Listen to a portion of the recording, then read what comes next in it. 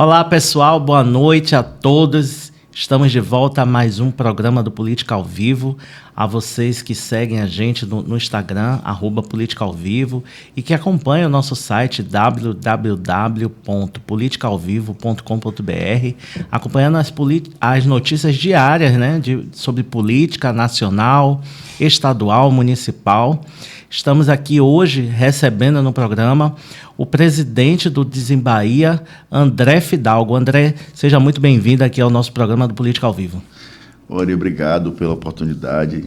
Boa noite aí, nossos ouvintes. Não são poucos, tá certo? Agradeço até a menção da presidência, mas não cheguei lá. Sou na superintendente, é verdade. Mas é isso, amigos fazem sempre isso, né? Jogam a gente para cima, né? Mas obrigado pela oportunidade. Eu me sinto muito bem aqui, já falei a vocês, eu me sinto em casa. Eu estou disponível para conversar o tempo que você quiser. Eu vou até tirar o relógio. O relógio está aqui. André, 13 anos de Desembaía, né? Você que este ano, né? Eu costumo dizer que ano par são anos de decisões políticas. E este ano você é pré-candidato a deputado estadual, assumindo aí esse legado que vem desde sua mãe. Me fale um pouco o que foram esses 13 anos dentro do Desembaía e essa nova missão, né, de assumir esse legado aí de sua mãe. Bom, eu tive a oportunidade de entrar na Desembaía, como você mesmo disse. Eu completei 13 anos no dia 26 de janeiro de 2013. E era outra empresa, né? Eram outras nuances. A gente estava no início do segundo governo, quer dizer, no final do segundo governo de Jacques Wagner. A Bahia começava a respirar outros ares e a gente tinha uma agência de fomento que funciona é uma instituição financeira que precisava de muita modernização, né? Naquela época, a gente tinha mais de 44 sistemas, você tem uma ideia. Depois de 10 anos, a gente conseguiu baixar para 18, ainda tem bastante, e a gente está num processo de revitalização desses processos o tempo todo. Foi apenas mais uma experiência, foi uma experiência que eu tive. Já tinha entrado no Estado desde 2008, trabalhei como diretor financeiro da Secretaria de Justiça, Cidadania e Direitos Humanos. À época o secretário era Nelson Pellegrino, e eu tinha trazido a minha experiência na iniciativa privada para trabalhar na gestão pública. Continuei na secretaria, aí virou a Secretaria de Administração Penitenciária, depois, que ainda hoje existe, e depois fui para a Desembaía. Eu penso que a gente conseguiu exercer umas mudanças muito interessantes. Conseguimos redemocratizar o crédito, democratizar o crédito, na verdade. Colocamos de uma maneira que o crédito pudesse chegar aos pequenos locais, aos pequenos municípios. Fortalecemos a nossa relação com os municípios, com as prefeituras, como você mesmo disse. A gente conversando aqui no back-office aqui. Né? E a gente falando que a gente conseguiu ter uma carteira ampla de prefeituras, oferecendo linhas de crédito com valores muito, muito competitivos e processos mais rápidos, porque a Desembaía funciona num prédio. E o processo político está dentro de casa, não tem muito o que fazer, porque, né, eu digo sempre isso, eu tenho o privilégio não de ser filho de Maria del Carmo, eu tenho o privilégio de ter sido ensinado por Maria. Muitas pessoas conhecem minha mãe, mas não conviveram com minha mãe como eu convivi. Eu vivenciei todo o processo de crescimento de minha mãe de 2006 para cá, né? Ela foi candidata a deputada estadual em 2006, ela era vereadora, se licenciou para ser candidata, depois foi para a Condé, se licenciou do cargo, depois foi para a Caixa Econômica Federal, e eu acompanhei esse processo todo, desde o início de 2010, que ela retornou para a Assembleia Legislativa. Eu fui o principal coordenador político da campanha dela. Antes de entrar na Desembaía, estava no Estado, tinha que fazer, como é que era possível fazer, né, no horário de trabalho, fazer as coisas todas acontecerem, e isso veio de lá para cá. Então, a gente chega depois de uma caminhada tão, não vou dizer que é longa, porque a vida da gente é muito extensa, né? Eu tenho 49 anos, quer dizer, vou fazer 49, né, em agosto, mas eu tenho 48 anos de trabalho, eu comecei a trabalhar desde os 18 com meu pai. Meu pai tinha uma loja de móveis, eu trabalhava com ele. Então, isso tudo me possibilitou ter uma visão do poder executivo, né, do poder legislativo, né, e ingressar isso é muito importante. Eu dizia isso direto, a pessoa me dizia em Bahia, a gente precisa fazer política institucional, porque senão a agência não vai conseguir se colocar como um instrumento verdadeiramente importante para o governador, seja Rui Costa, depois o Jerônimo Rodrigues. A gente precisa mostrar que a Desimbahia é um braço do Estado e é fundamental para desenvolver a economia. Se a gente ficar ali atarracado, querendo só seguir o compliance, né, o que pode e o que não pode, a gente não vai se colocar. Aí o pessoal tinha muito receio, porque de certa forma a gente acabava sendo demandado por coisas que não tem como fazer, né? Empresários que vêm para cá e querem investir 30 milhões, 40 milhões, a gente não tem tamanho para fazer isso. Mas eu dizia, mas dizer não é uma resposta, a gente precisa se expor. E a gente tem que dizer ao governador ou secretário, né? Não dá para fazer isso, mas dá para fazer desse jeito, ou dá para fazer isso aqui. Vamos chamar o Banco do Nordeste, a gente faz uma parceria, o Banco do Nordeste entra com um dinheiro, a gente entra com outro, ou o Banco do Brasil, ou o Sicob, outra agência que ajude também o Estado. Então a gente tinha que ter essa expertise e a agência foi se moldando aos poucos. Vencemos a pandemia, foi muito difícil também. Vencemos tragédias muito importantes, né, como foi a do Extremo Sul, que houve aquela chuva que destruiu várias cidades. A Desimbahia, isso eu sempre falo, isso é Desimbahia. O governador Rui Costa nos chamou e disse: eu quero que vocês façam uma linha taxa zero para atender os comerciantes que foram atingidos pela chuva aqui em Itamaraju, em Itaém, em Dário Meira. A gente fez uma linha de crédito através do Fundese, em que a gente considerava a documentação, cara, que vinha no boletim de ocorrência. O empresário ia lá, não tinha documentação. Perdeu tudo. Sumiu tudo. Ele vinha para lá e a gente entregava. O boletim de ocorrência e a declaração do Corpo de Bombeiros de que a empresa dele tinha sido atingida, para a gente poder preservar também aqueles que queriam se aproveitar da linha de forma inoportuna. E a gente atendeu, a gente liberou mais de 30 milhões de reais. É um case de sucesso no Brasil. E isso demonstra muito de que a Agência de Fomento do Estado da Bahia, que é a Desimbahia, ela é um instrumento importante para desenvolver. Claro que, assim, você vai emprestar dinheiro para a BID?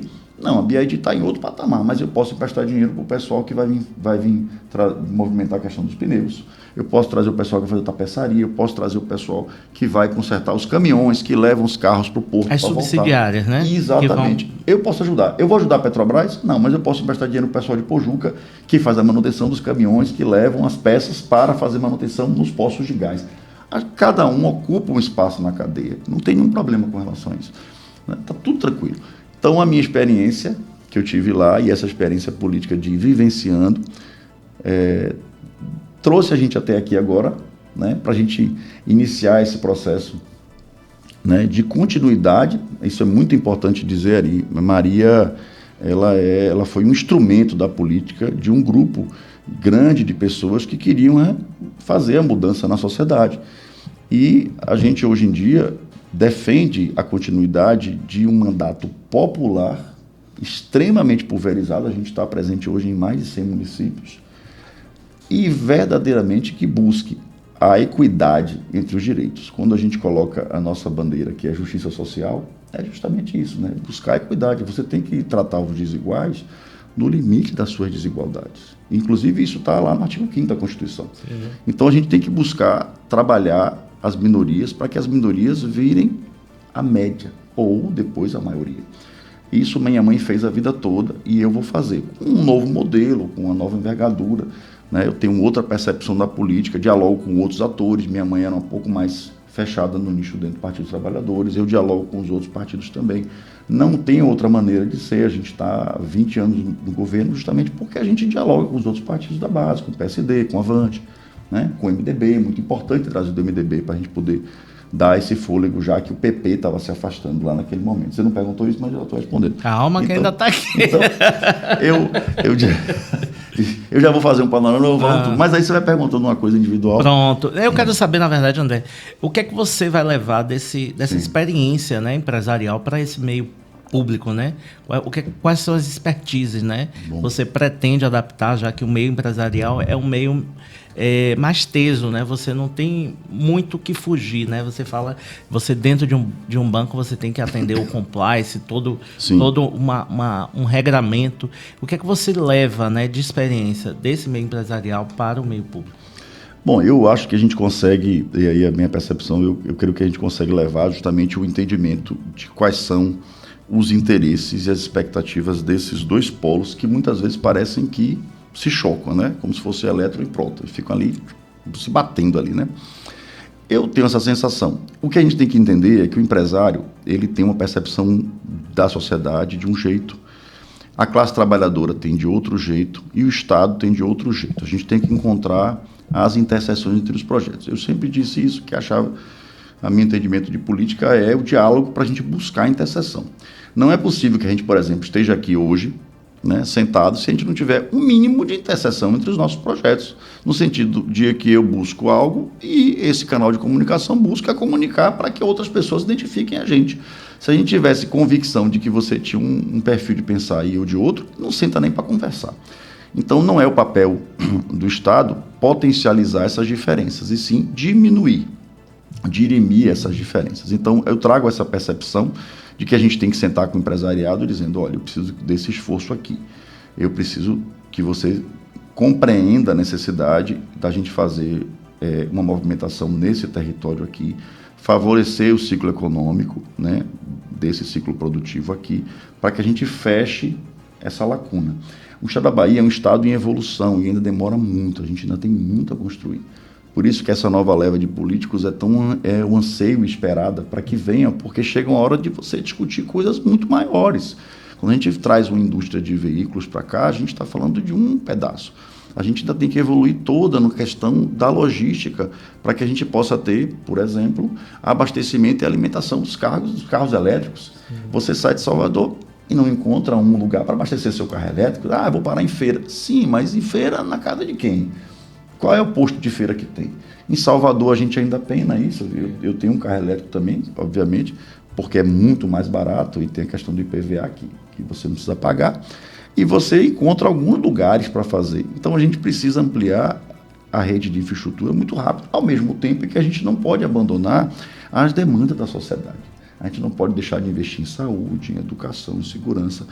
E eu sempre digo isso, a gente tem que achar... O governador tem feito isso com muita inteligência e muita paciência. A gente tem que investir nas pessoas, mas tem que investir para que as pessoas tenham oportunidade, para que isso possa reverter, para que a gente continue investindo nas pessoas, né?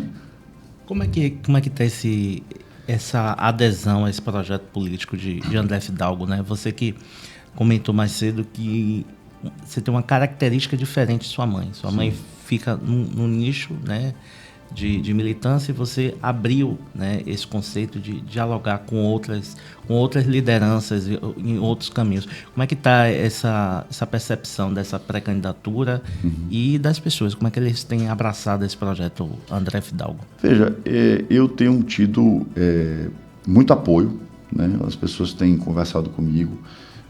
É óbvio, volto a dizer, é um privilégio ter sido ensinado por Maria e ter chegado nos lugares em que as pessoas conhecem Maria já é um cartão de visita muito grande, porque as pessoas se permitem me ouvir. Ah, você é filho de Del Carmen. Ah, tá. Tipo assim, fala aí um pouquinho para eu ver se eu vou continuar sentado. Tipo isso. Isso já era muito satisfatório. Mas quando a gente tem outros atores da política, né, candidatos a deputado federal, uns com mandato, outros sem mandato, de partidos diferentes, inclusive do Partido dos Trabalhadores, né, da base do governo, que faz essa movimentação, isso também facilita a nossa chegada. Porque se eu estou indo lá porque você é um agente político naquele município, e um candidato a deputado federal, ou de mandato, sem mandato, de um partido, ele disse, não, converse com ele lá.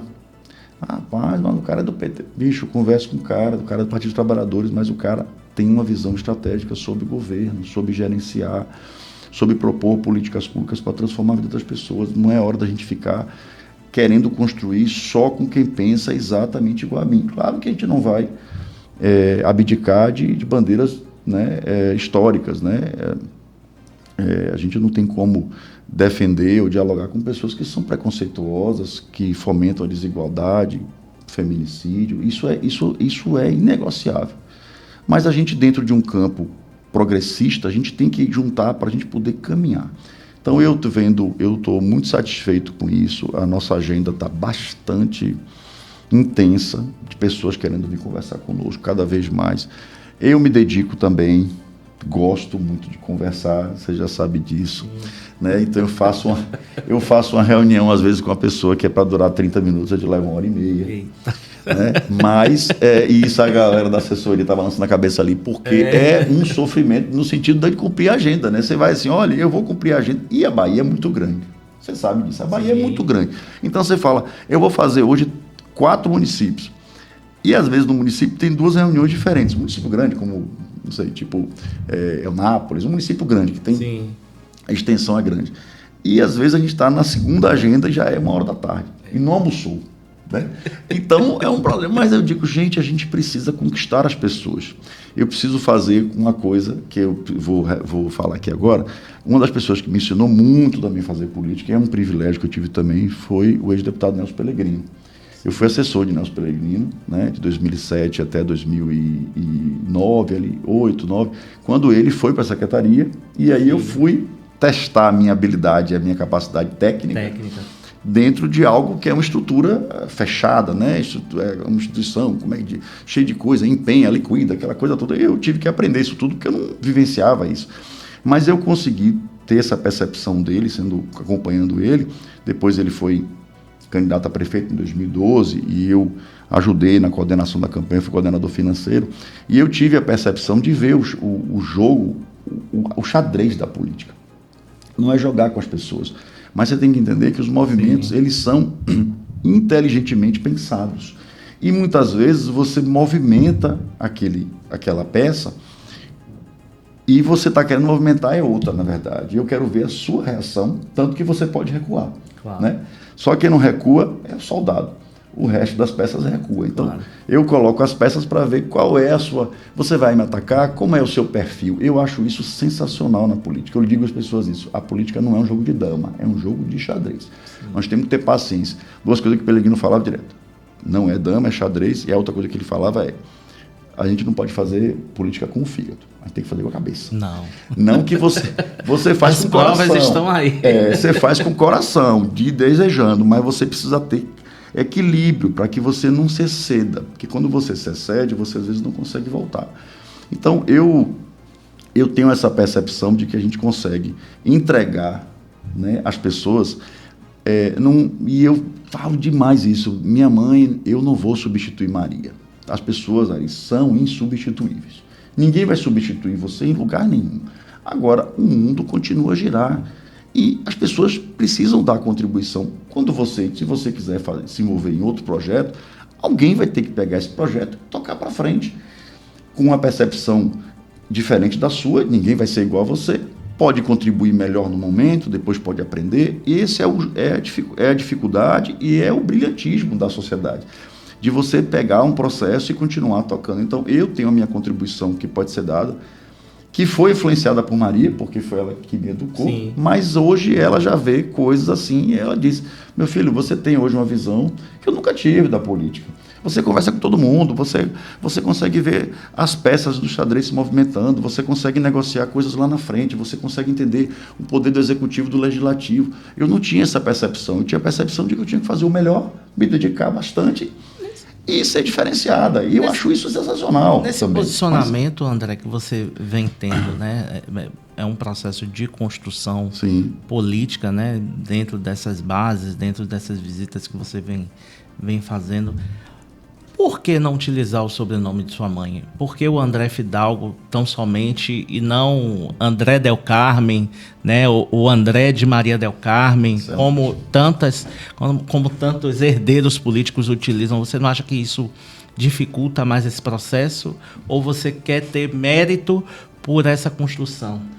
Cara, como é isso? Eu acho que é a primeira vez que alguém consegue me perguntar uma coisa que é simples, mas de uma maneira tão apropriada, assim, profunda. Observe, isso foi elemento de discussão, né? Primeiro que o sobrenome de minha mãe não é Del Carmen, o nome de minha mãe é duplo, né? O meu é André Luiz, por exemplo. Ela é Maria Del Carmen Fidalgo. O Fidalgo veio de minha mãe, né? Meus pais são imigrantes galegos, né? Minha mãe veio com 6 anos, meu pai veio com 18. Eles se encontraram aqui. Eu sou registrado com o sobrenome do pai e depois da mãe, como é na Espanha.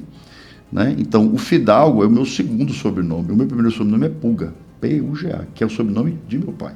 Aí eu faço até um parêntese para falar sobre isso, porque eu estava lá em Jacobina, sábado, no evento das mulheres, e eu falando sobre sociedade e tal, e eu dizendo sobre isso, como a Espanha, que a gente entende que é um dos países, é um país do primeiro mundo, desenvolvido, blá, blá, blá, aquelas coisas todas, e é um país extremamente paternalista, preconceituoso. O sobrenome que passa para os filhos é o sobrenome do pai e do pai da mãe. As mães são esquecidas. Então, o meu sobrenome Puga é o nome do pai do meu pai, do pai do meu pai, do pai do meu avô. Sempre isso. Nunca vem o nome da mãe. A minha avó chamava Ferreiro, Lopes Ferreiro. Meu avô chamava Pulga Lopes. Veio Pulga, porque o Lopes é da mãe dele. Então, esquece. Então, o Fidalgo é o sobrenome do pai da minha mãe, que é meu avô. E o Pulga é o pai do meu pai. Só um parêntese. Então, assim, a gente pensou nisso. E aí eu dizia, ao mesmo tempo em que a gente pode ser auxiliado em usar André de Del Carmen, como tem alguns, inclusive, candidatos no normal, isso é muito comum no interior. Salvador é mais complicado, não é cultura da gente usar isso. No interior é muito comum falar, não sei quem... Mas no cartão de visita facilita, né? É isso, mas é isso que tá. Por mesmo lado que facilita, iam me atribuir de que eu só tô indo porque sou filho de Maria. E dentro do Partido dos Trabalhadores, a gente precisa respeitar a jornada, a caminhada. Essa movimentação de fazer a sucessão dentro de casa é algo que afasta no Partido dos Trabalhadores. E eu compreendo isso. Sim. Não só trabalhadores, não, partidos de esquerda. Porque você tem que galgar e conquistar o seu espaço, independentemente de quem é seu pai ou sua mãe. Então, quando a gente optou por não usar o sobrenome Fidalgo, primeiro foi o Fidalgo em si, foi porque chamava atenção para algo que era muito distinto. Né? Fidalgo é um sobrenome que não é um sobrenome comum. Isso não está funcionando muito mais, assim, não funciona com efeito, porque nos lugares onde eu vou no interior, todo mundo chama de Fidalgo. Porque tem muitos outros Andrés. E Fidalgo não tem muitos, poucos. Aí o pessoal em Filadélfia, Fidalgo para lá, Fidalgo para cá, Fidalgo para José. Aí não adiantou nada não usar Fidalgo que eu uso. O Del Carmen, o governador também diz isso, né? Estava na audiência agora, quarta-feira, e aí ele falou, fez questão de falar, e ótimo, eu não me incomodo de jeito nenhum em falar, não, André representa o mandato do Del Carmen. É isso aí mesmo. E aí eu levantei a mão para falar, ele, diga Maria. O governador fez, diga Maria. Eu disse, não, governador, talvez não tem problema. E eu sei que não é a intenção do governador, não. Então, assim, eu não escondo o nome de minha mãe, não tem como esconder isso. Né? Eu não sou fisicamente parecido com ela, sou parecido com meu pai. Mas eu quero deixar as pessoas confortáveis em me dizer, olha, eu sou filho de Maria. Não tem nenhum lugar, Ari, que eu vá e que eu não diga que eu sou filho de Maria. Não tem nenhum lugar. Todos os lugares eu digo, eu sou filho de Maria Del Carmen, uma das políticas mais brilhantes, diferenciadas que já teve pela Bahia. Minha mãe vai deixar um legado de leveza, educação, sabe? Sentimento, atender as pessoas. Minha mãe tem uma empatia, uma solidariedade que fala no olhar com as pessoas. Isso conquista demais. Porque você faz referência, inclusive, ao seu passado, à sua mãe, à sua avó, à sua tia. Isso traz um acalento no coração, sabe? Ela toda pequenininha assim, tá? As pessoas falam, ai meu Deus, minha mãe parece... eu fico brincando que minha mãe em Salvador parece Valdir Pires, sabe? Todo mundo quer pegar para tirar foto, tirar uma foto. Eu digo, não, gente, cuidado para não puxar, para não, né? Para não deslocar a coluna. Mas vai devagar. Exatamente, vai devagar. Em alguns lugares as pessoas estão dizendo, não quero nem saber. No meu santinho pode colocar lá, por exemplo, André de Del Carmen, não quero nem saber. Aí eu digo, bicho, coloca o que você quiser. André de Del Carmen, de Ari, de Jerônimo, de Lula, de Rui, de quem você quiser. Eu sou um nome André, é um nome leve e estreito. E ele serve para combinar com absolutamente tudo. Então, talvez seja um pouco dessa sensação que a gente queira dizer, gente, ele não está fechado. Porque quando você coloca o sobrenome Fidalgo, parece que é uma casta. Né? Fidalgo, é um nobre e tal. Não, de nobre não tenho nada, inclusive eu faço críticas muito contundentes à política que existe lá na Espanha, e não vou tratar sobre isso, mas assim, né, os portugueses e os espanhóis, os ibéricos, botaram para lenhar aqui na gente na América do Sul, e eu falo isso com muita tranquilidade com meus primos lá, tiro, porra de bomba, porque a galera é muito nacionalista, e nós também somos. Normal. Então, assim, o sobrenome Fidalgo é um sobrenome que vai, no momento certo, ele vai aparecer com mais força. Ninguém, em lugar nenhum, tem só um nome, você é filho de alguém, né? E o apelido de Del Carmen também vai aparecer. André, esse ano, como eu falei, ano eleitoral é um ano de posicionamentos. E a oposição, né, ao governo do Estado, vem questionando, né, essa força do presidente Lula na Bahia. O que é que você pensa sobre isso? Realmente o presidente perdeu a força ou não? Muito pelo contrário, o presidente continua cada vez mais forte. Cara, eu vou lhe dizer uma coisa. Eu acho que o Brasil está estranho, né? Como é possível as pessoas preferirem, as pessoas, em detrimento de um cara que conseguiu conquistar agora a menor taxa de desemprego da série histórica toda, preferem uma pessoa que representa um projeto em que criar emprego não é problema meu, é problema do empresário. Se tiver muito direito trabalhista, vai gerar o quê? Desemprego. Essa é a fala do ex-presidente. Então, Flávio representa isto.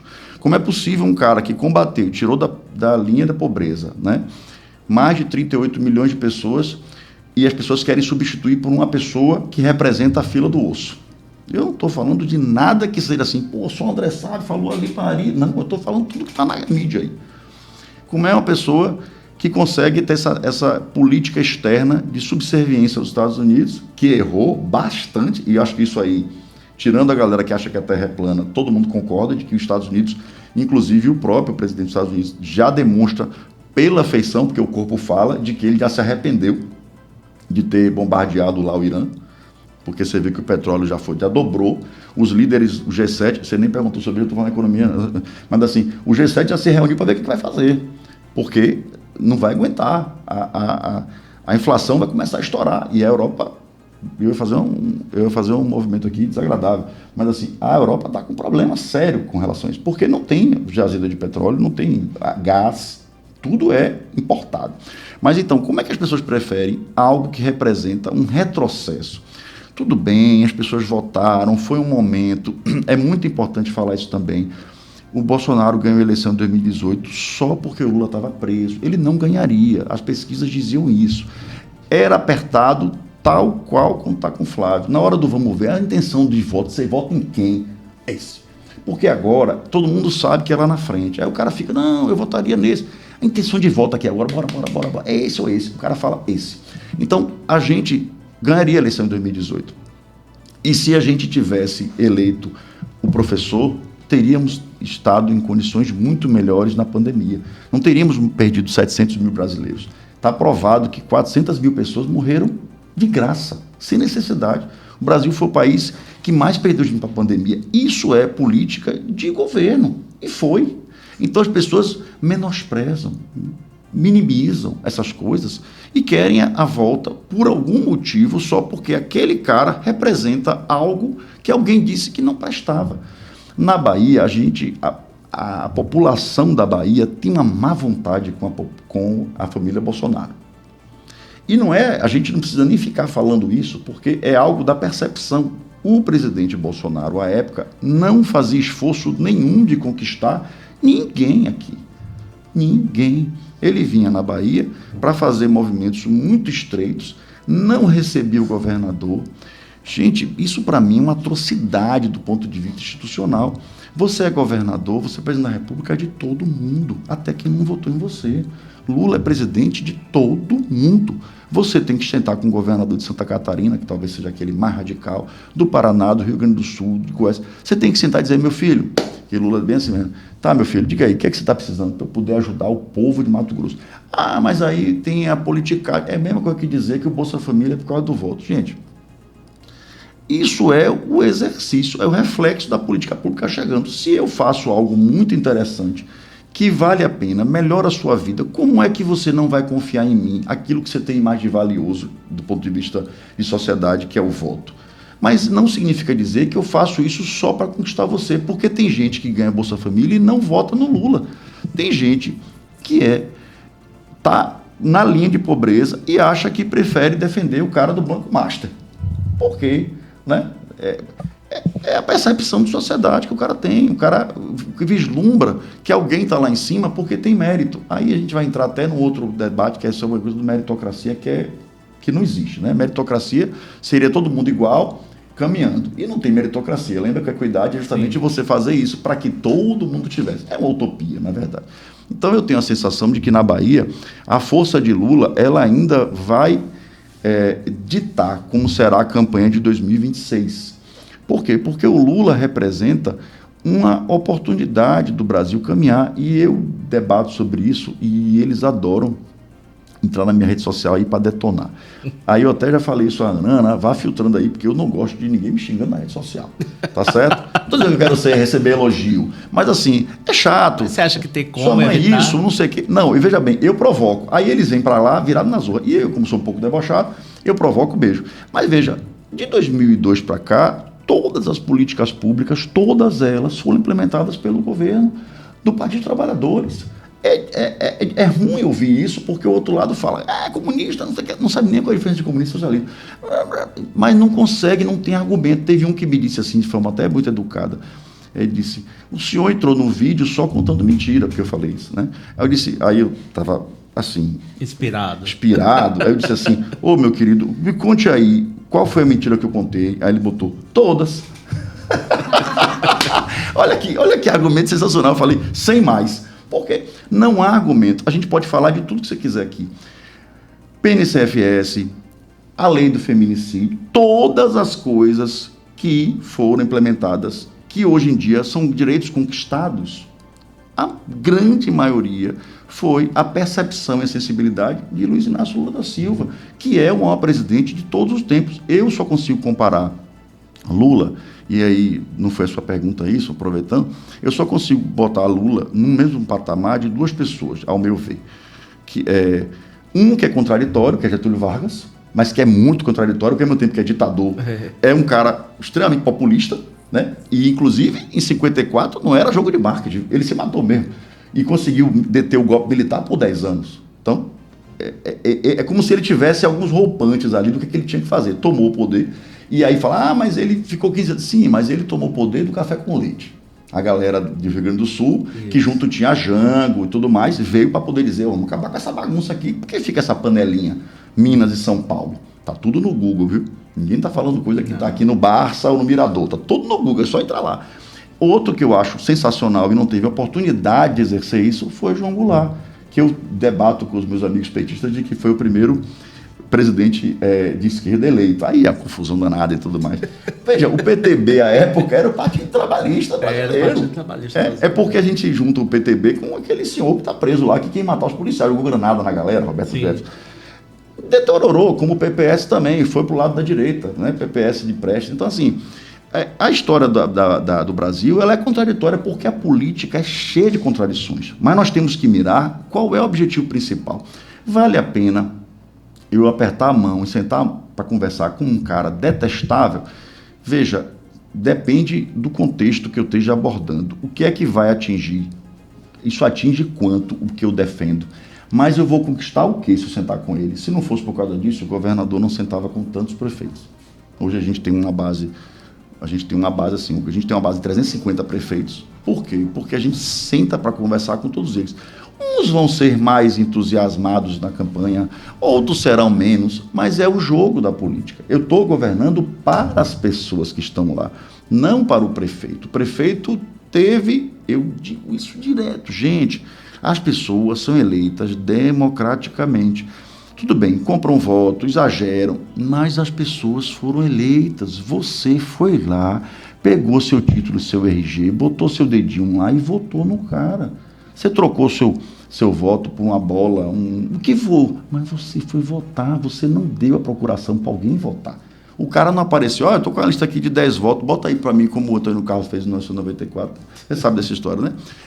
Lá em Camaçari, em outros lugares, que ele pegava e colocou a votação dele para Valdec Ornelas e colocou a de Valdec para ele. Aí tinha as sessões ali em Camaçari, que ele tinha 16 votos, Valdec 80 e Valdir 70.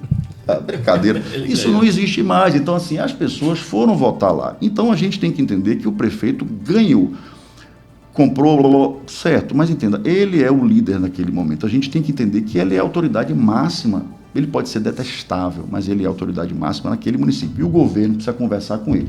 Aí já cria uma crise com a banda B. Em muitos lugares a banda B somos nós, né? Que chama banda B, que assim, que perdeu a eleição.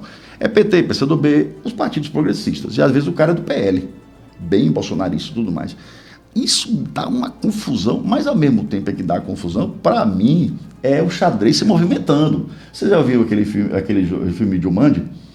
Não. É muito antigo, mas assim, você ia fazendo e as peças iam se movimentando sozinhas.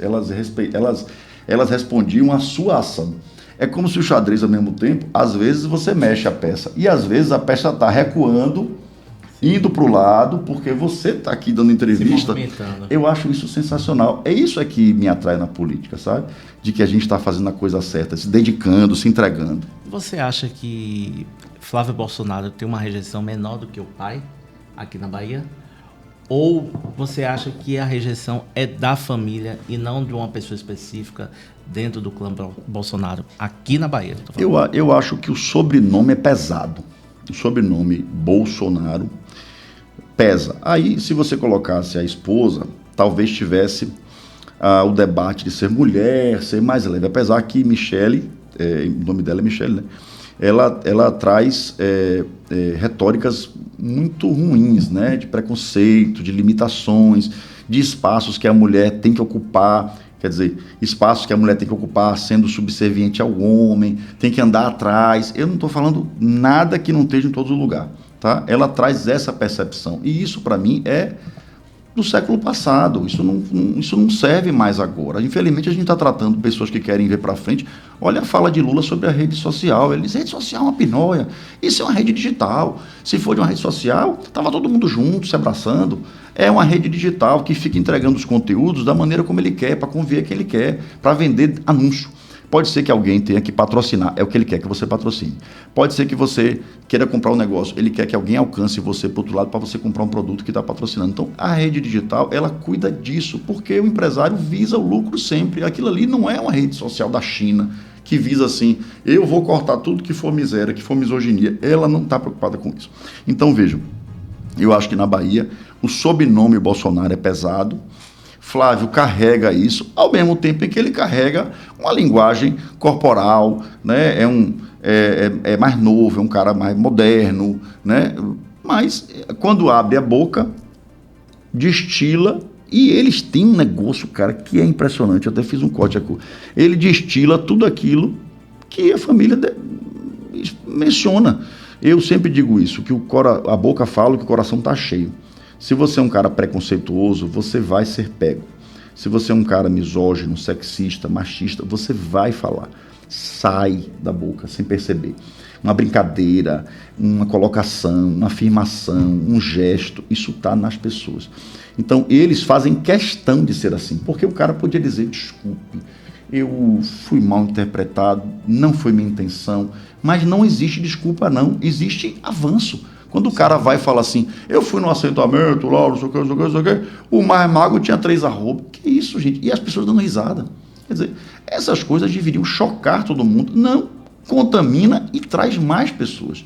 Então, nós vivemos um momento estranho no Brasil, delicado, porque pode ver aí, a grande maioria das pessoas que se envolvem com as violências contra as mulheres, e não são poucos casos, né? São muitos casos, violência de todo tipo, patrimonial, sexual, psicológica, política. A grande maioria das pessoas que se envolvem com isso tem percepções de seguir esse tipo de pessoa.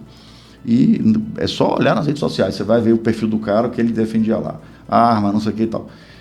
Eu acho que isso e as pessoas não estão observando que está crescendo. Então, você perguntou uma coisa muito objetiva, eu fiz um ambiente muito rápido, muito amplo. Eu acho que na Bahia ele não tem guarida, né? Eu acho que ele vai ter dificuldade, ao mesmo tempo em que ele impõe também para o nosso principal adversário, que é o ex-prefeito, ele impõe também a mesmo debate, porque ele está cobrando dele um posicionamento, né? Porque em 2022 foi confortável para Neto dizer que tanto fazia.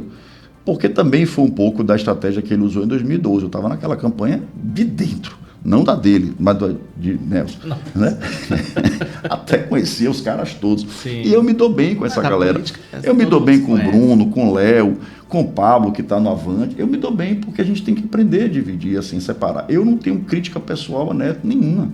Eu não posso fazer isso, eu não posso desmoralizar você como ser humano. Eu só não concordo com a visão de sociedade que você tem. A sua verdade é diferente da minha. Ari. Já que você tocou em Salvador, eu queria Sim. Falar. Você acredita que essa baixa aprovação, né, que o prefeito Bruno Reis vem caindo a aprovação em Salvador, isso pode influenciar numa futura campanha do ex-prefeito ACM Neto?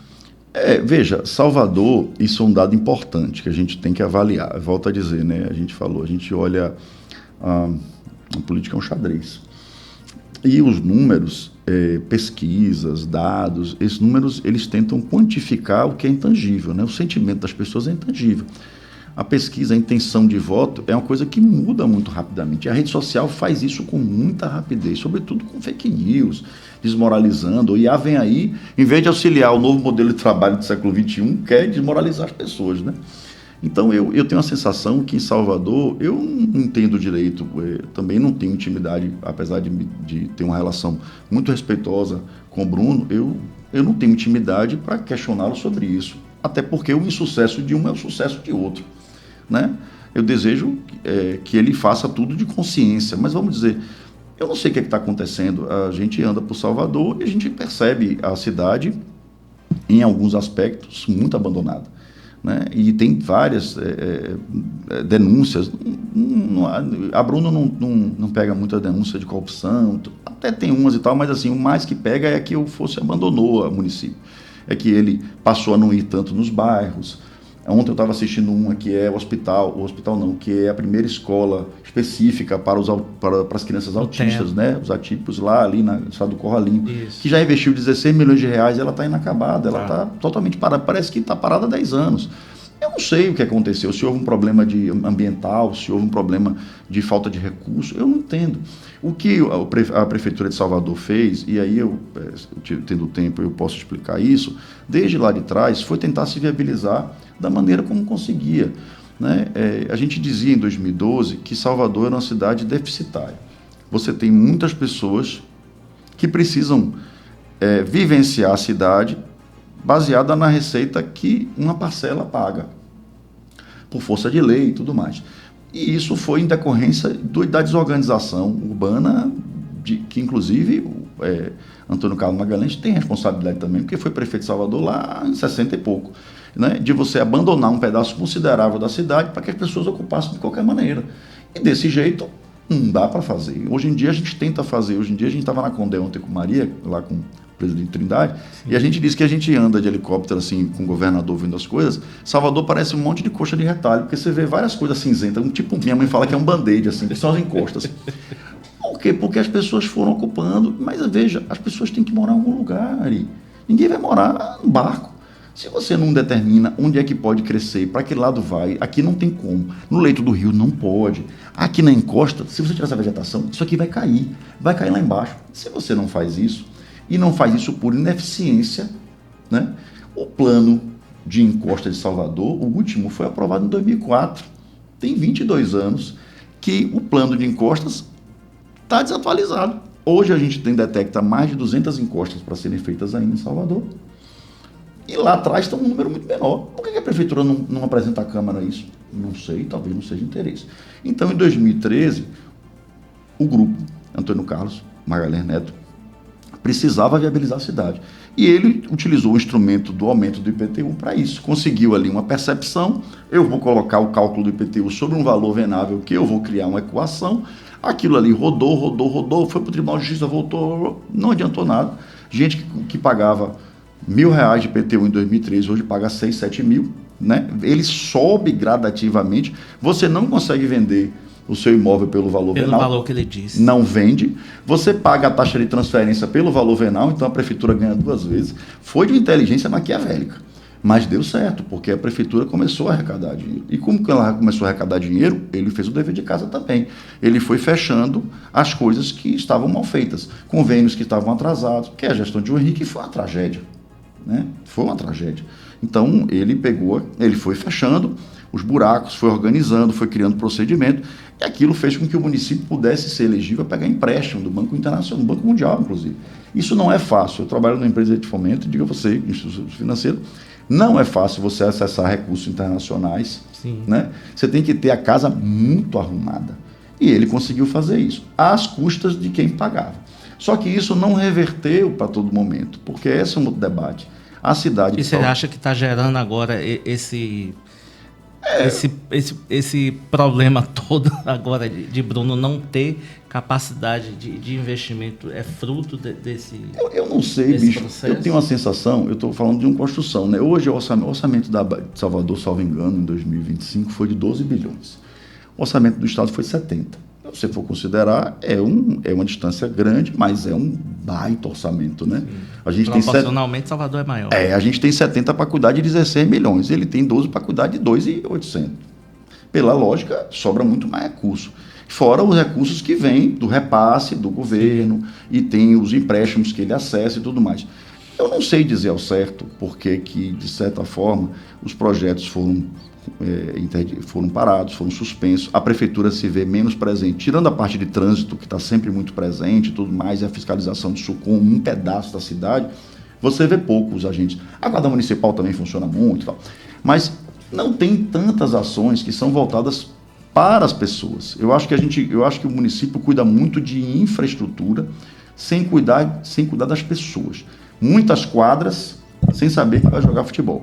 Muitas ruas sem saber que os ônibus não estão chegando nos lugares. Eu acho que é isso. E eu tenho essa sensação de que... E aí eu não vou entrar nem no debate de que privilegia um grupo econômico, nem vou entrar nesse debate. Vou entrar só de que a percepção da prefeitura parece muito a questão do liberal. Eu vou criar isso aqui, o mercado vai regular. Não, o mercado não vai regular. Não vai regular. O Estado tem que ser forte. O Estado não é o Estado da Bahia, não. É o Estado brasileiro. O município tem participação fundamental no processo de desenvolvimento da cidade, de combater a desigualdade, reduzir as taxas, não só as taxas de violência, mas as taxas de assistência social. Existe uma quantidade imensa de moradores de rua em Salvador, em todos os lugares você está avançando com isso. Vai virar o quê? São Paulo? Aí a culpa é sempre do governo do Estado? Não dá, né? A gente precisa atribuir a responsabilidade para cada um. Hoje tem um debate, inclusive, que já está avançando, inclusive, pessoal, tem alguns municípios que a Guarda Municipal nos apoia e tal, pela percepção também de futuro, dizer, rapaz, você tem condição de defender isso, você consegue defender a Polícia Penal. Um abraço para o secretário Zé Carlos também, que faz um trabalho belíssimo, assim como o secretário de Segurança Pública também, Marcelo Werner, meu amigo, os dois. Então, eu acho que tem esse debate. Vai ser Polícia Municipal, porque precisa combater, ainda que seja um crime de menor potencial ofensivo, não cabe a Polícia Municipal, que vai ser a Guarda Municipal, investigar. Trabalho da Polícia Civil, mas você combater, né, tentar segurar, para você conter, como a Polícia Militar também faz, é um papel fundamental. O município precisa ajudar o Estado. A gente está em outro momento da sociedade, entendeu? André, a gente está acompanhando aí diversos desdobramentos, né, por conta do Banco Master. Você acredita que esse processo do Banco Master, né, que está reverberando em todo o país, pode afetar diretamente as eleições na Bahia? Olha, se eu for olhar do ponto de vista amplo, pode afetar, mas o lado de lá. Porque claramente as denúncias que estão aparecendo, né, o celular do cara abrindo, essa coisa agora da sua colega repórter lá do Globo, dizendo que o Alexandre era o Alexandre Moraes, e está claro de que o Alexandre era o contador do careca do INSS. Nossa, misturou careca com o Alexandre ali, acho que é esse cara aqui. Nossa, isso é gritante. Como é que a gente, em 2026, ainda se presta... Aí realmente fica parecendo que você está a serviço de alguém. Porque não é possível que você não cheque uma informação como essa. Você faz isso nos Estados Unidos, você toma um processo de $500 mil. Né? Como, por exemplo, aquele cara, Ana não é dessa época, né? Mas aquele cara, Paulo Francis, tomou um processo desse lá, porque ele falou de alguma coisa nos Estados Unidos, e ele morava lá em Nova York, ele tomou um processo desse que ele quebrou. Acabou o dinheiro dele, porque nos Estados Unidos a liberdade de expressão tem custo. Sim. Também. Se você acusa, você tem que provar imediatamente, senão a justiça vai para cima. Exatamente. Correspondente da Globo lá. Exatamente. Então, assim, o Banco Master está no começo ainda, eles estão começando a abrir, e a Polícia Federal tem toda a liberdade, isso é um outro debate importante de fazer também, porque o pessoal bate muito na questão de que a gente, né, está protegendo. Não venha comparar. Teve uma reunião ministerial, que o presidente da República, à época, fez questão de gravar e dizer: eu vou trocar sim, eu não vou deixar F com a minha família. Se eu tiver que trocar o superintendente do diretor, eu troco. Se tiver que trocar o superintendente, eu troco. Se tiver que trocar o ministro, eu troco. Eu não vou deixar isso acontecer. Ele diz isso para todo mundo. Então, essa fala, só essa fala espalhada, já devia ser desprezível. Já devia levar ele para ser impeachmentado. Mas ele tinha 300 e tantos pedidos de impeachment. Como ele tinha conluio com o presidente da Câmara à época, né, que usou essa fragilidade dele para poder chegar e colocar as emendas que subiram aí 250%, de maneira extremamente pouco fiscalizada, como as emendas PIX e tudo mais, que Dino, o ministro, teve que entrar para poder organizar essa confusão. Eu tenho essa sensação de que isso vai começar a acontecer cada vez mais. O Banco Master, ele, dentre várias movimentações que a gente estava conversando aqui, suspeitas, porque eu acho que a gente precisa também dar espaço para que as pessoas se defendam. Exatamente, a gente precisa esperar isso, a gente não pode querer que isso funcione para nós e para o cara, aí é complicado, são 2 pesos e 2 medidas, não é assim desse jeito. Se estava errado o Lula ser preso, só condenado em segunda instância, porque ele teria que ficar até inelegível, que é o que está na lei da ficha limpa, que foi Dilma, inclusive, que promulgou. Mas preso em segunda instância não dava, ele jamais seria preso. E ele, se tivesse solto, com Haddad para cima e para baixo, ele tinha ganho a eleição. Então, o objetivo era tirar Lula do debate, era tirar Lula da fotografia, é isso que eles queriam fazer. Então, o Banco Master, ele começou a se envolver com muitas coisas, e ele, inclusive, fazia muito consignado do INSS. Muito consignado. E isso foi no meio do governo Bolsonaro. Então, está claro que isso aí vai começar a aparecer. Fizeram questão de tirar a coisa do filho do Lula, o Lulinha, né? E tinham que quebrar o sigilo dele, que é uma das coisas mais invioláveis que pode existir. Quebraram, não só quebraram, como pulverizaram. Todo mundo sabia o que era. E a comprovação que ele recebe aqueles recursos são recursos declarados no imposto de renda dele, das empresas que ele tem. Ele movimentou 20 milhões em 4 anos. Que maravilha, que bom que ele movimentou. Tomara que ele movimentasse 100 ou 200. Se tiver dentro do imposto de renda, ele está pagando imposto, no limite do que a legislação determina. Veja, faz isso e não encontra nada. Aí saiu um post também, segunda-feira, que era assim: Polícia Federal se divide entre pedir a prisão preventiva de Lulinha ou não. Isso não está vazando, mas essa conversa está forte dentro da Polícia Federal. Aí eu fui ver os comentários, 2.000 comentários, tá a galera cacetando, quer dizer assim, velho, chega, né? Pelo amor de Deus. Dizer que está tendo uma conversa forte aí dentro e aqui fora não tem nada, quem te disse isso? Não aparece. Então, claramente, isso está se aproximando daquelas pessoas que defendem esse puritanismo do combate à corrupção. Aí tem aquele outro menino lá que caminhou, que é o Forrest Gump brasileiro, né? O menino lá de Minas Gerais, aquele menino lá, né? Que caminhou, e depois ia dormir no hotel de 5 estrelas. O profeta. Então, eu ia falar até outra coisa aqui, comparando ele, mas não é justo com outro cara. Então, aquele menino usou o avião do cara dezenas de vezes. Aí ele vai fazer um vídeo, eles são muito convincentes. A verdade é isso. Eles têm uma capacidade de dissuasão e de persuasão que é brilhante. Eu acho que se a gente fazer um psicoteste nessa galera, uns não tem nem isso. Tem aquele lá, um barbudão, que quando chega para falar na comissão, tira assim, dobra assim a blusa. Não sei se você já viu quem é. Belinsky. Esse cabo aí mesmo. Não gosto nem de falar esse nome porque traz carga negativa. Esse cara faz questão de dizer, lixo. Como é que uma pessoa dessa pode ser eleito? Sabe? E como é que alguém pode dizer que isso vai representar alguém? Gente, isso é um absurdo. Aí o pastor Henrique Vieira, que é brilhante, né? Eu queria importar esse cara para cá, para a Bahia, porque é pastor de igreja. E ele faz um debate com a calma, com a serenidade. Como é que isso não encanta as pessoas? Encanta a fúria, a raiva, a sensação de eu quero matar você. Se eu puder matar você pelo telefone, eu mato.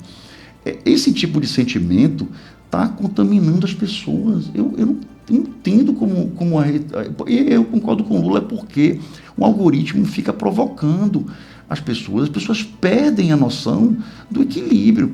Mas aí, falando do Banco Master, eu acho que isso vai começar a abrir, porque o Nicolas usou o avião do cara várias vezes, que é o cara da Lagoinha, que é o cara do Valadão. Então, essas coisas vão começar a aparecer. E a Polícia Federal, diferente lá de trás, não tem freio, irmão. A galera vai caminhar. Se você pegar a fala do superintendente da Polícia Federal e do diretor-geral, ele disse: o governo federal não indicou nenhum. O ministro da Justiça, que à época era Lewandowski, disse: pode trazer os currículos que você achar, que você julgar melhor. todos os currículos das superintendências, das diretorias, foram escolhidos pelo superintendente nacional da Polícia Federal. Não houve nenhum, nem só na hora de colocar, como na hora de trabalhar. Porque realmente, olha só, tudo que foi feito vai comparar os 2 filhos. A gente não veio aqui falar dessa chatice, mas vamos comparar.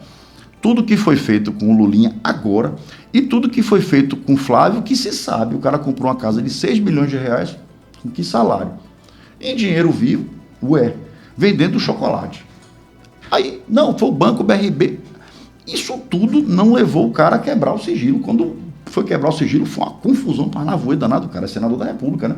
O outro menino é pessoa física, civil. E isso protegeu o cara de tal maneira, as pessoas não têm nem noção, nem decência de entender. Gente, havia um aparato para proteger quem tinha um sobrenome Bolsonaro. Mas, enfim. André, pela primeira vez, né, a Bahia, eu acho que a história do Brasil vai ter uma chapa de, como o senador Jacques Wagner chama, de chapa puro governador. 3G. Né? Como é que está essa percepção no interior do Estado? Realmente é uma força que está se construindo ou que já existe dentro do interior do Estado? Como é que está isso? Veja, quando a gente... É natural, eu sempre também dialogo sobre isso, né?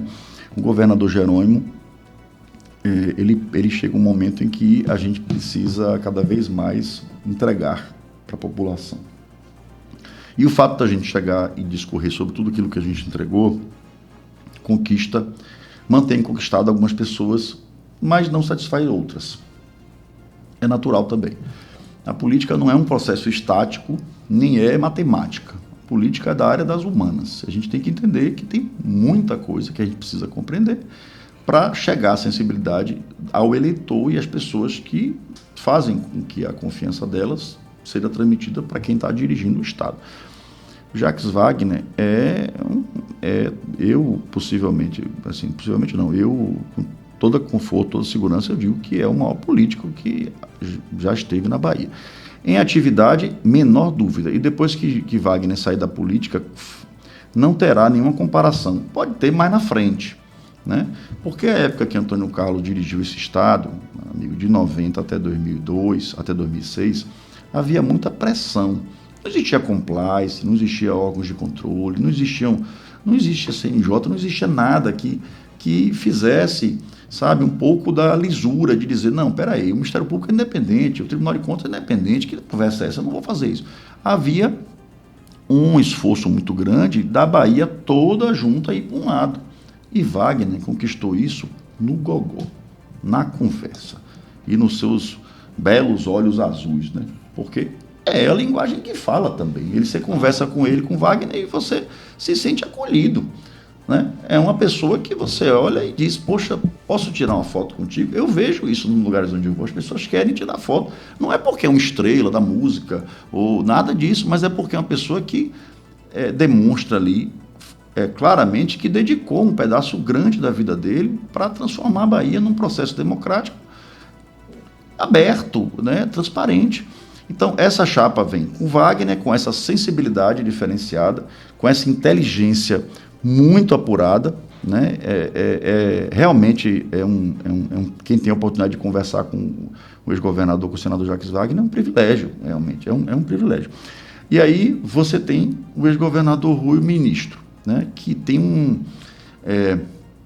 uma capacidade de entender as demandas da sociedade e de gerenciar aquilo que é mais urgente, aquilo que é mais prioridade, né? Sem perder de vista os anseios, né, da sociedade, no sentido da sensibilidade de entender que aquilo ali causa dor, o impacto. Lembra que eu falei aqui?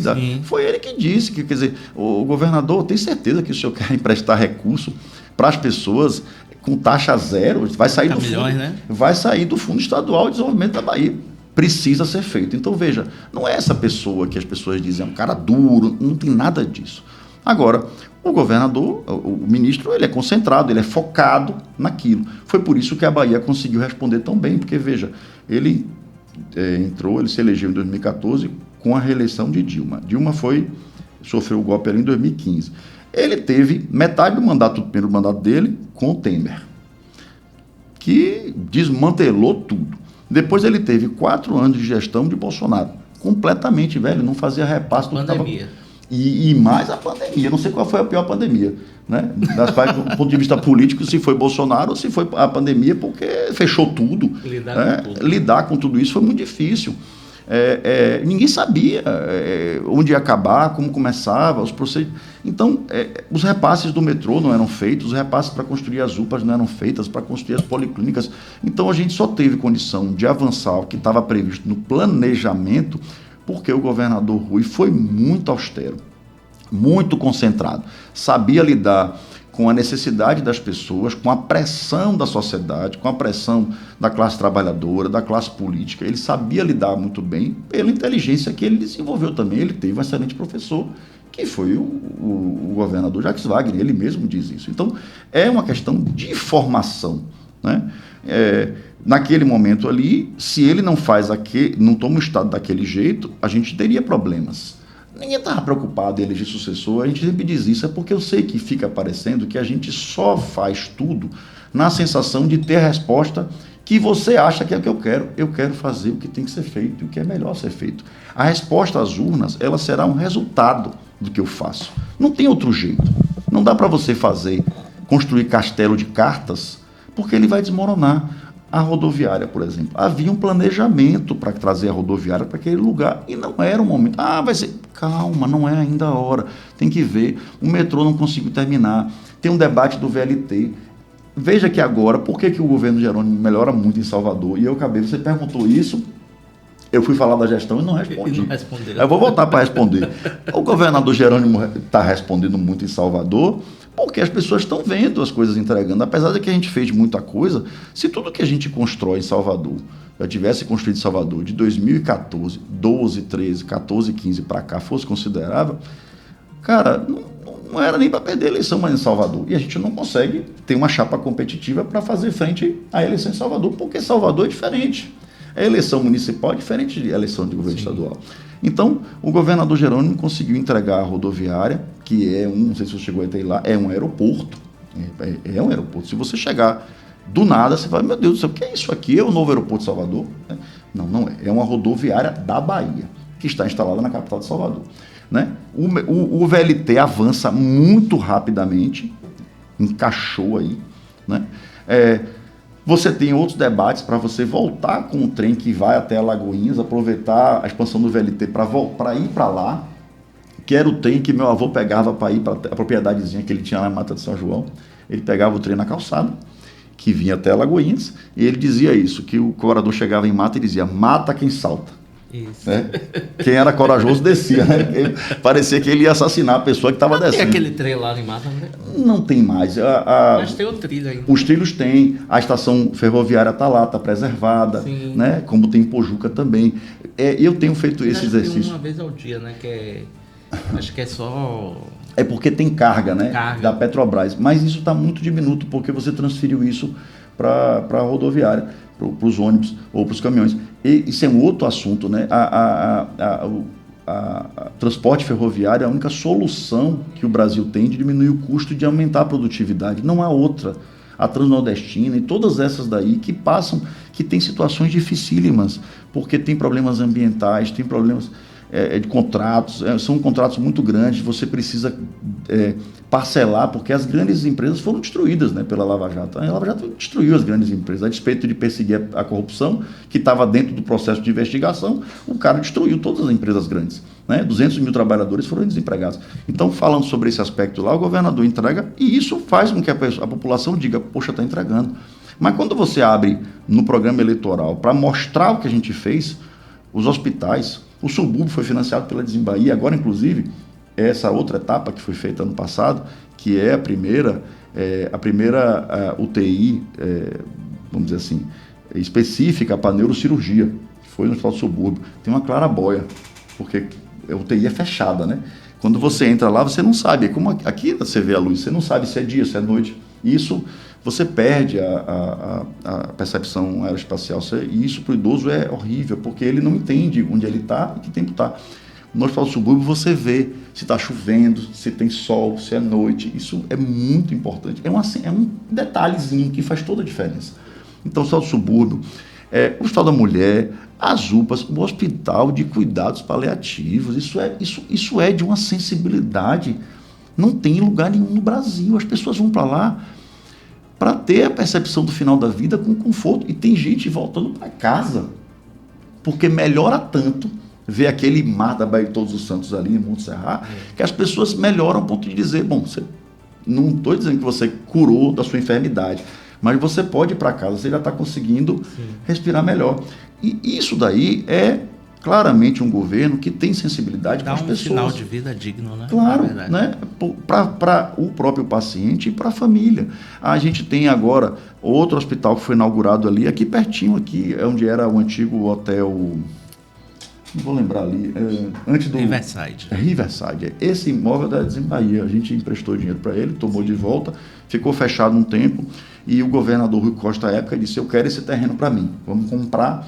A fazenda comprou da gente, ficou fechado um tempo, aí veio a pandemia, teve que ser aproveitado ali, e hoje é a mesma coisa, né? É um hospital que cuida de cuidados continuados. Isso. Você tem que ficar no hospital 5 meses, tratando daquela perna que foi fraturada, exposta, você vai ficar ali, você não vai ficar no Roberto Santos. Ele é mais ou menos como um SARA, né? Que ele tem de reabilitação.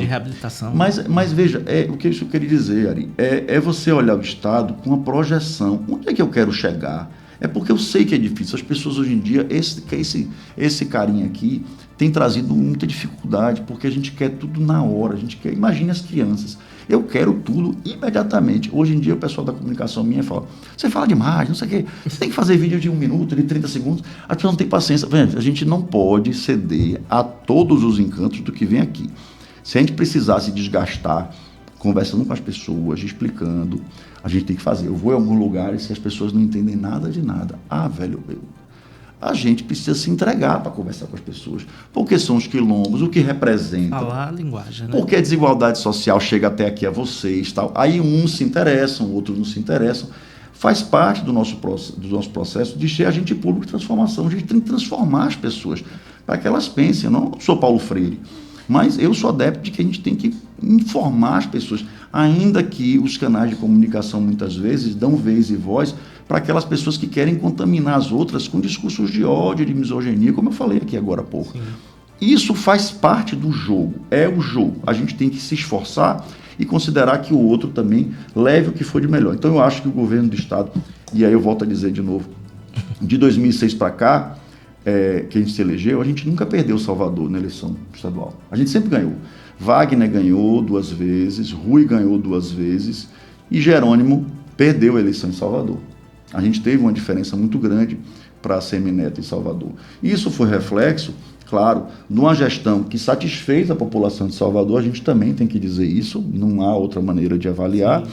Ao mesmo tempo em que a gente tem que dizer, poxa, tudo que foi de esforço, de investimento que foi gasto, gente, só no bairro da Paz, o governo federal e estadual está fazendo uma obra de 200 milhões de reais, que é o canal, sim, que vai acabar com aquele alagamento e que vai privilegiar os ricos também, porque aquele rio que passava ia parar em Piatã, alagava o Costa Verde, aquele condomínio Costa Verde. Aquele ali não vai ter mais. A gente fez para a população que precisa e até os caras lá vão se beneficiar com casas de 6, 7, 8, 10 milhões. Que ninguém que tem isso investe dinheiro em fazer drenagem. Então, como é possível um Estado que faz isso? Um governo que faz por Salvador, com tantas mantas que foram feitas, mantas não, quem faz é a prefeitura, parede de contenção imensas. A gente está desenvolvendo na Condé um manual para fazer isso, porque no Brasil não tem. Você faz a contenção de estaca e depois coloca lá e finge que nunca mais vai ter problema, como se fosse pedra. Não vai ter. Porque você tem carga em cima, quando você asfalta em cima, você bota carga, alguém pega, constrói. Agora eu vou construir mais um andar, porque agora não vai cair mais. Eu construo mais um andar, mais outro, carga para descer. Então você precisa fazer manutenção disso. O manual está sendo construído pela Condé, entendeu? Então todas essas ações que tem aqui em Salvador fazem com que a gente tenha muita esperança e expectativa de que o resultado para a gente, para o governo, vai ser muito bom. André, eu quero agradecer sua presença aqui no Mundo Político ao Vivo. Eu queria que você deixasse suas considerações finais e deixasse um recado também para as mulheres, né? Estamos no mês da mulher, você que que tem uma pauta muito latente ligada à pauta das mulheres. Eu queria que você deixasse suas considerações finais e deixasse um recado aí para o pessoal. Olha, primeiro agradecer, né, a vocês que sempre nos acolheram, e a gente agradece esse acolhimento, dizer que a gente precisa, todos os homens, toda a sociedade precisa entrar nessa luta em favor das mulheres. Maria, minha mãe, sempre disse, a vida inteira, eu sempre ouvi isso. Nós não queremos, ela dizia nós como mulher, né? E ela tem lugar de fala absolutamente, né?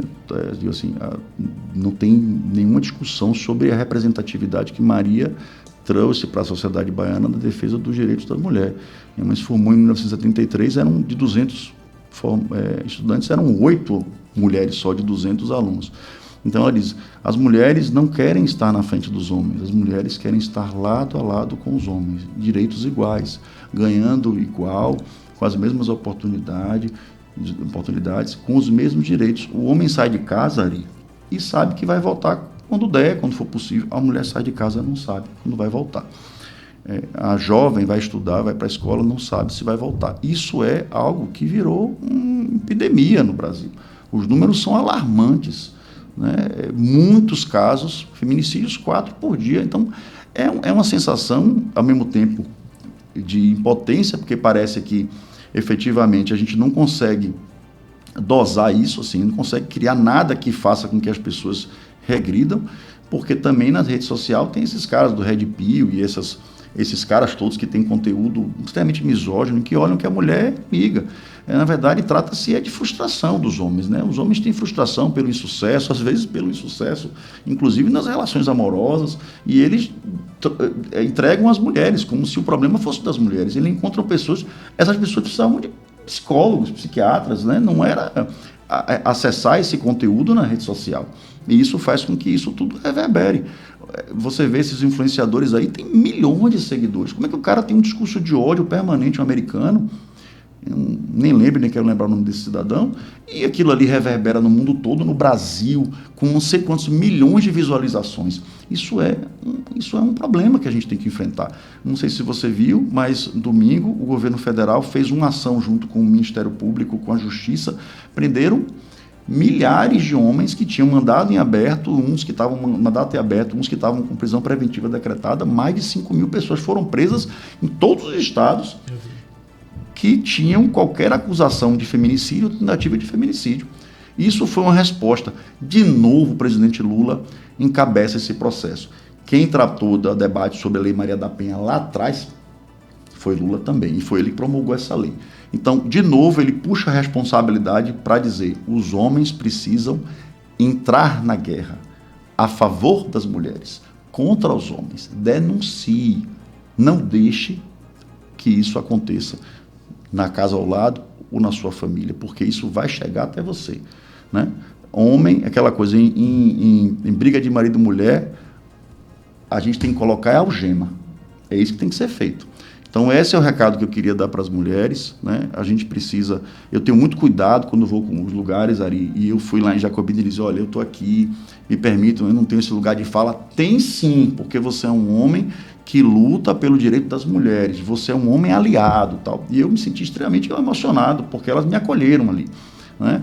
As demandas das mulheres precisam ser atendidas. A gente vê política pública chegando lá em Jacobina, para concluir, tem 3 ou 4 ações de núcleos do governo do estado lá, e elas foram citando núcleos. Que bom que tem, ainda falta muito, mas a sociedade brasileira, ela tem uma dicotomia muito grande, existe muita concentração de renda, de interesse, de poder. E quando a gente tem iniciativas para que a gente possa melhorar a entrega para a política pública para as pessoas, tem gente que não quer isso, que não se interessa em desorganizar o que para ele está organizado. Eu estou aqui e você está aí, eu tenho tudo e você não tem nada. Tem gente que luta por isso. É por isso que a gente está entrando nesse projeto, né, de continuar o trabalho de uma grande mulher na Assembleia Legislativa, que é minha mãe, que entregou a vida praticamente, 50 anos de serviço público, dedicada, abrindo mão de estar com os filhos e as filhas para cuidar da família dos outros, não é só das crianças, mas da família dos outros. A gente está disponível, eu estou entregando, estou me dedicando, abrindo mão também, porque quando eu faço isso, a minha esposa fica muito sobrecarregada, né?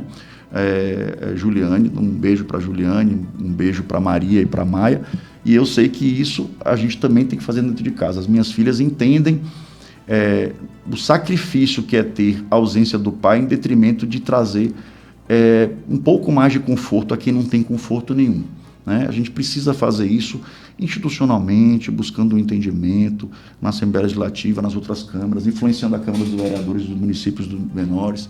Enfim, agradecer a presença, a paciência de todos vocês, dizer que eu estou à disposição. Sempre que me chamar, eu estou igual a Bel. Se me chamar, eu vou. Com certeza. Espero você muito em breve aí, já falando da candidatura. Gente, então ficamos por aqui. Até a próxima do programa Política ao Vivo. Vocês continuem acessando o nosso Instagram, nossas redes sociais, @Política ao Vivo, nosso site politicaalvivo.com.br. Até a próxima e nos vemos em breve.